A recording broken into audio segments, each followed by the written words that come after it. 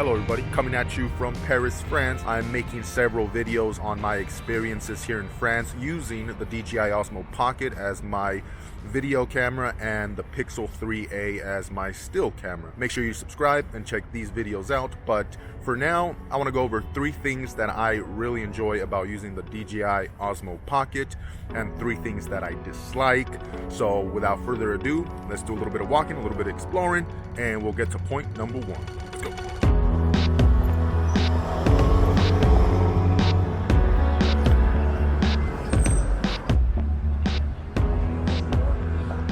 The major reason that the DJI Osmo Pocket is pretty awesome is its portability aspect.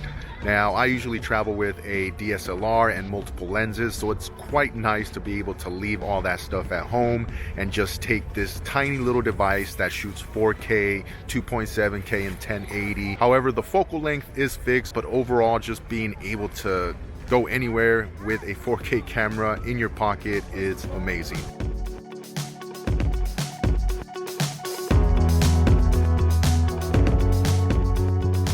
Second major thing, which I've already touched on a bit from the previous point, is just the quality that this thing shoots at. So not only do you have the easy portability, but 4K, 2.7K, 1080 if I want to go that low, which is the highest resolution on my DSLR.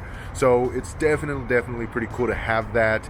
And once you hit that 4K 60 frames per second and then put it in post, slow it down, put some great music to it, it looks really good. So the image quality that you get from this little sensor is pretty damn good, in my opinion.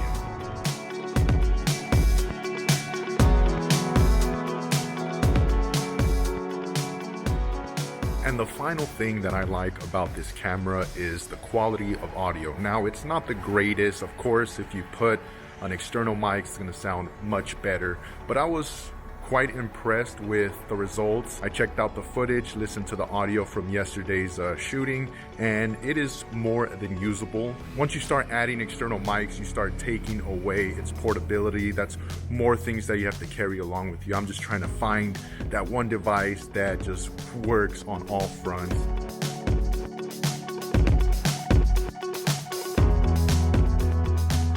Now I want to get into the 3 main things that I dislike. And first is its size. I know I mentioned that as a benefit, as a plus, and it is, but again, it's a double-edged sword, because when you start using this for vlogging or anything like that, the user experience goes out the door.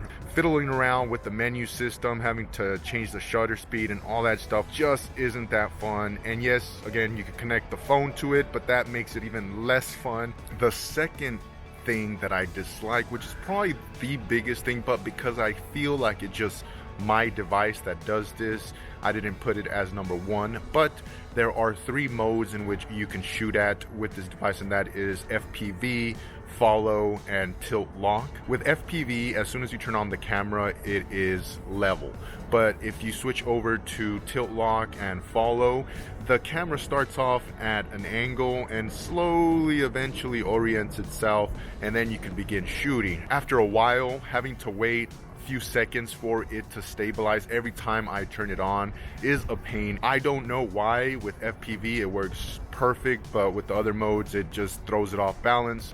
But again, major thing that is bothering me in using this device. And the third and final thing that I am not a fan of is the inability to hear the audio on playback on the device itself. I kind of just have to trust that the audio got picked up and that I did a good enough job at explaining what I was trying to explain without mixing up my words and whatnot. I'm sure with version 2 they're gonna have that ability, which will help out tremendously for using this as a vlogging camera.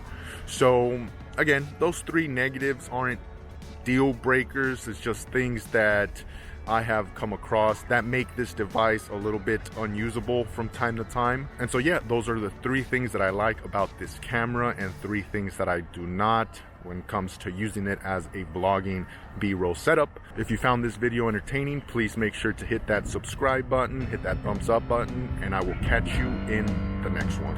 Peace.